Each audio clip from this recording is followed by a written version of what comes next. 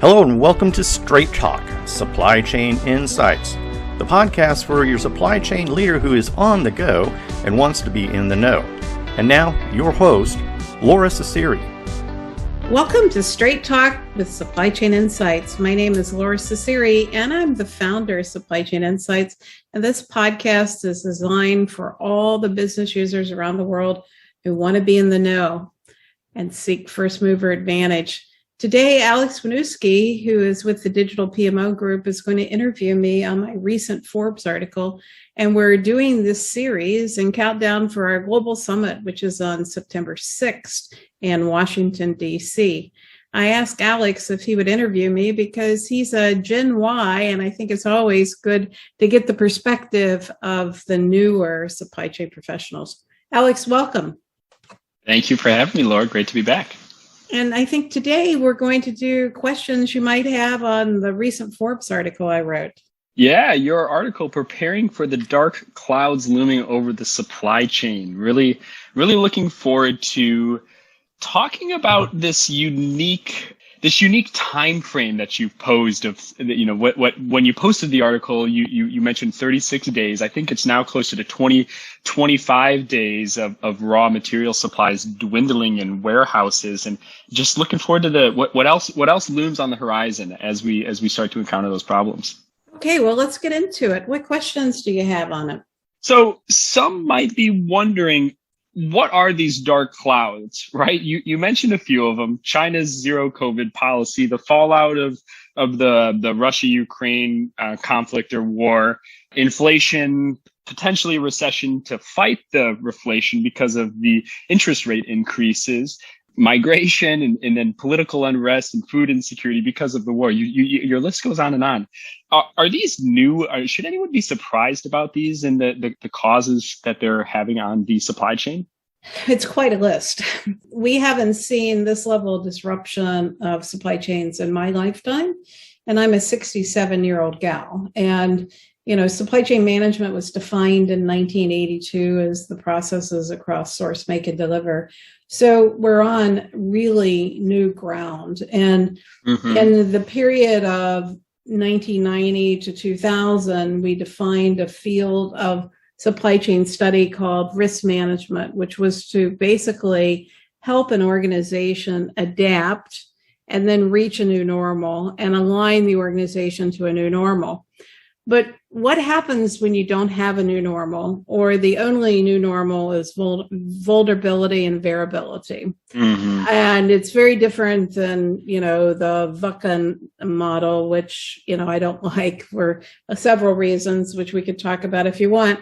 But, here what we've got is the need for us to totally rethink processes to move from inside out, where we sense, based upon orders and shipments, not really paying attention to demand and process latency. And we need to move to outside in, and we need to do that for a couple of reasons. One is the variability is so high, but second, the signals are widely available. And three, we can't afford the time of the old-fashioned conventional processes. And so I say this is not a risk management event.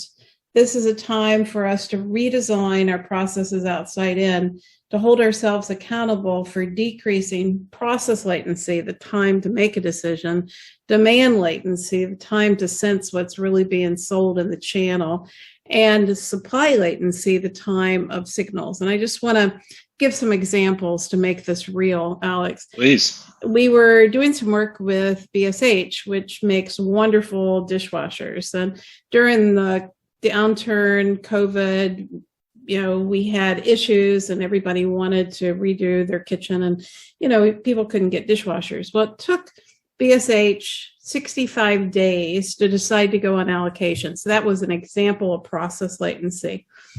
If they had full information, they would have gone on allocation 90 days earlier, based upon the market. Now, what would that have done? Well, it would have given a more reliable signal to the channel, and it would have also aligned manufacturing and replenishment to a modified signal that was more reasonable, that was more feasible, because the issue was they couldn't get parts and their supplier capacities were so hit with COVID that they had to decrease manufacturing. And so they needed to align based upon those constraints. But the demand latency, the time for this company to sense consumption, despite the availability of point of sale data, was 3 to 4 weeks. And they were depending upon orders as a good signal for demand. So when they were on the back foot already, because the order is not representative of demand, and it takes them over 60 days to make a decision, then they're hardly resilient, right? And so I encourage people to track their demand latency, which you basically do by looking at when point of sale happened or consumption in the channel, and the replenishment signal, and how long it takes to get that back to an order. And something like sinus medicine, it can be 180 days. And something like a seasonal product for spring, it could be 60 days, right? We could be out of step on demand latency before that product actually sells out. So I would encourage people to measure demand latency, and then I would encourage people to measure process latency.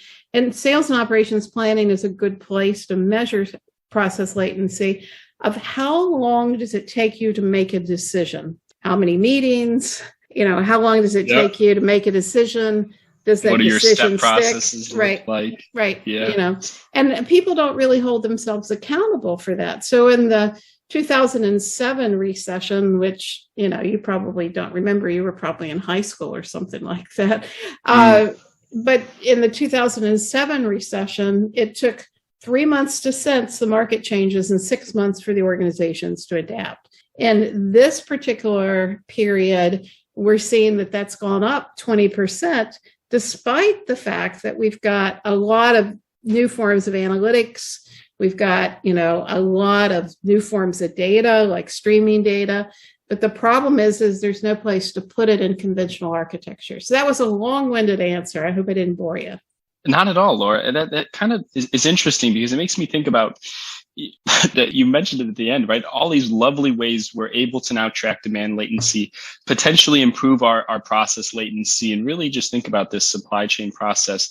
Over the last 2 years, right, we've relied more heavily ad hoc manual processes after these traditional technological processes that we had set up kind of failed because of the unprecedented changes that were kind of thrown at us. How do you advise organizations or your clients to really still lean into this digital transformation and not shy away from it, really, when it comes to the demand latency and the process latency points that you were talking about?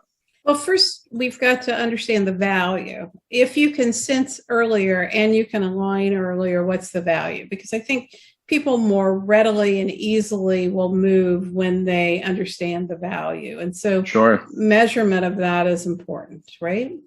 And secondly, to test, the ability to get that data and to use the data. And most of the time it requires very different techniques. NoSQL, rules-based ontologies, graph-based planning systems, and, challenge yourself to think differently to build outside-in processes. Understood. So, and then, one other question I had around the last 2 years, as I've been using that as an umbrella term.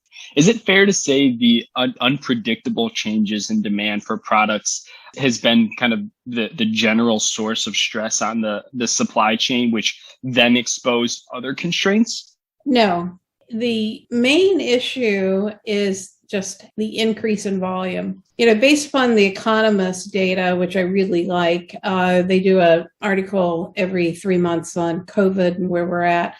We shipped a net of 120% more sheer volume. And so even without product proliferation, we shipped more product. And the issue was that when people shifted from buying services, air, hotel, restaurants, to products, and they were at home more, they changed basic buying patterns. And because we shifted from services to products, it put stress on the supply chain, on shipping and transportation, and we stressed an already constrained system. And because we don't have good planning master data systems, which look at what are lead times, what is lead time variability, what are conversion rates, and I would encourage everyone to build a planning master database to really inform planning systems on the new reality. People planned with the wrong data. So they planned assuming that the lead time was fixed and it was the same thing that was put in the system when they put in the system. And so we went rapid around the axle because we stressed the system, we set false expectations, and then we started to react. Interesting. Lora, say more about the poor master planning data systems. So I think you and I really understand. I've got a background in information and data governance. So I think you and I really understand the value of master data, master planning data. If someone is looking to maybe improve it or take steps to organize this data into what would be a master file, you have any advice on how to best set that up, or maybe formalize the process? Well, most people think about master data as transactional data, customer data, product data, supplier data, and they have a transactional view. And when I'm talking about master data, I'm saying let's also have a category called planning master data, which are all of the inputs into a plan: lead time, conversion rates, factory rates, cost, so inflationary period. And to build a database that can basically be read when we run the engines to not only look at the value, but to look at the variability of the value. So, for example, the transit times from Shanghai to Long Beach have gone up 29 days in 3 years. But the variability of those lead times is greater than the impact of the length of the transit. Does that make sense, Alex? Yeah, it does. It does.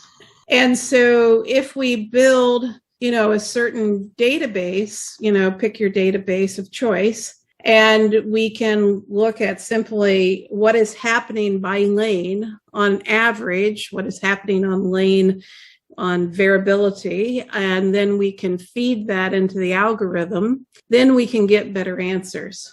Fantastic. Is that pretty closely tied to your what I think to be kind of your thesis for this article, which is really around these dark clouds looming over the horizon are a warm up for what's to come. At the article I mentioned, it was 36 days. You posted this on May 2nd. So I think now we're closer to 25 days.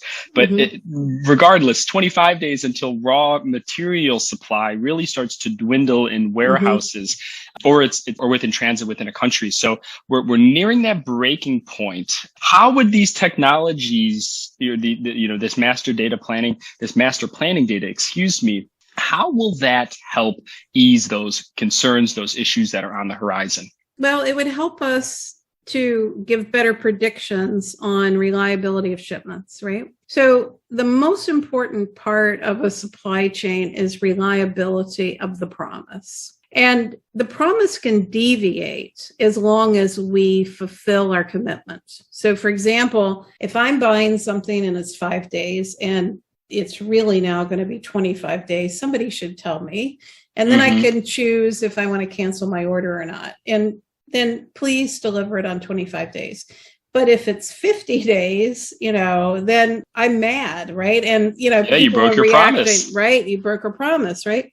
And so, I actually have a client that's mining unstructured data in customer service to look at how long does it take their customer service reps to give a customer a new promise, how reliable it is, and how many emails are there, and how many people are copied on the emails. And it's a fascinating study of unstructured text mining because they're not reliable. The most important thing that a supply chain needs to be is reliable on the promise. Fantastic advice. So how that promise is one thing I want to focus on.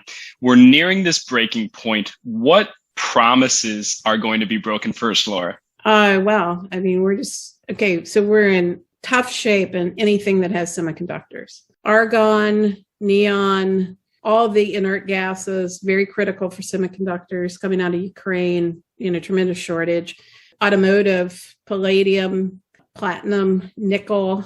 So the whole automotive industry. So we're going to see a decline in availability of automotive, and people are going to be looking at spare parts, refurbishing, buying used cars, running their cars longer. So that whole supply chain and anything that has semiconductors are going to be really rocky and not very reliable. The other thing is is it fair to say rare earth metals is a general category? Not maybe some more than others, but or the like you mentioned, was it the gases specifically? Also, I think you mentioned the neon shortages out of Ukraine. Just anything in that. Not rare earth minerals yet. The rare earth minerals are primarily coming out of China, but anything around semiconductors.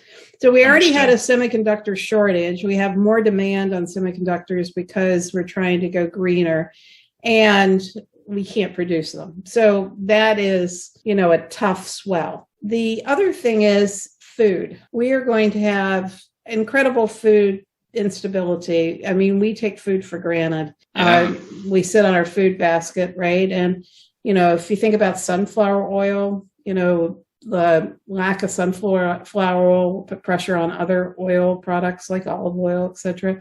The wheat will put pressure on, things that contain wheat.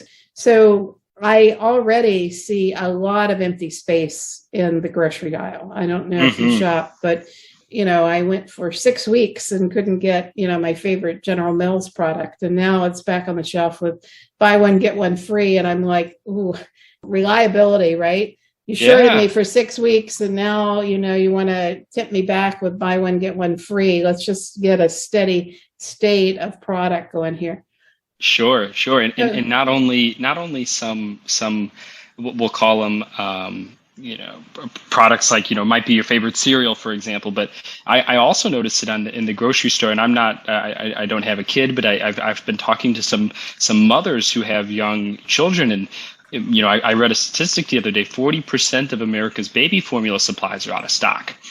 And really thinking about how people dealt with toilet paper shortages, but now, equating it to food shortages, it's a little bit more serious, would you say, Laura? And a little bit more of an urgent problem to solve. That's such a great point. So let's look at the baby food formula issue. It was caused by a couple of things. One are raw material shortages. Some are packaging shortages, which, packages coming from a lot of oil inputs or glass. And that whole packaging supply chain is in trouble. But then we had a recall of a, major brand due to, issues with bacteria, and so that caused more stress on the supply chain.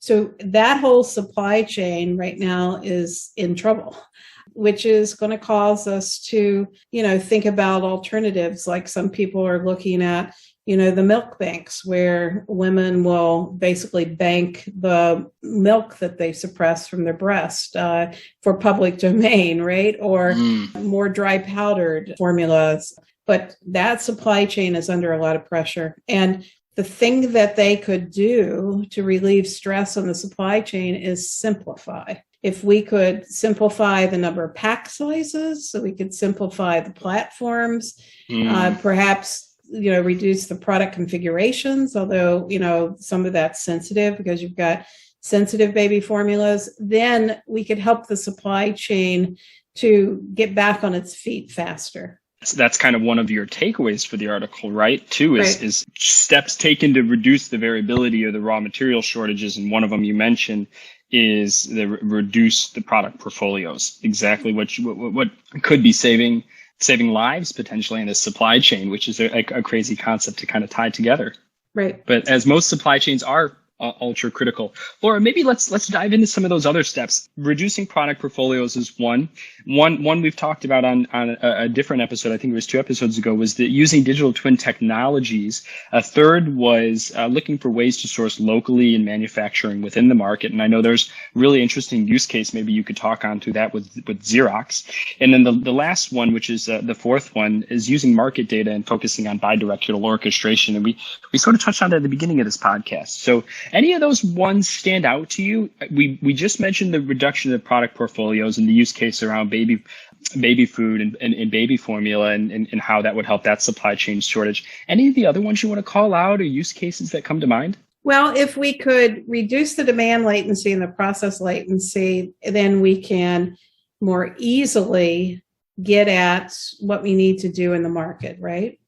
So if we can look at consumption data and the translation of consumption data, that helps us to be able to look at how do we get there faster. And then if we can translate that consumption data into manufacturing and to basically streamline the products in manufacturing, so I have less cycle stock and I can test for the configuration of those items using the digital twin, which when I'm talking about the digital twin, I'm talking about active modeling of form and function of inventory, looking at, where do you make product, where do you store product, and looking at the network to say, should I redesign the network to basically streamline flows? So for example, when we had the issue with toilet paper, we had an issue that we had 22% more volume trying to go through the front door or trying to go through the warehouse doors, right? And, we just couldn't receive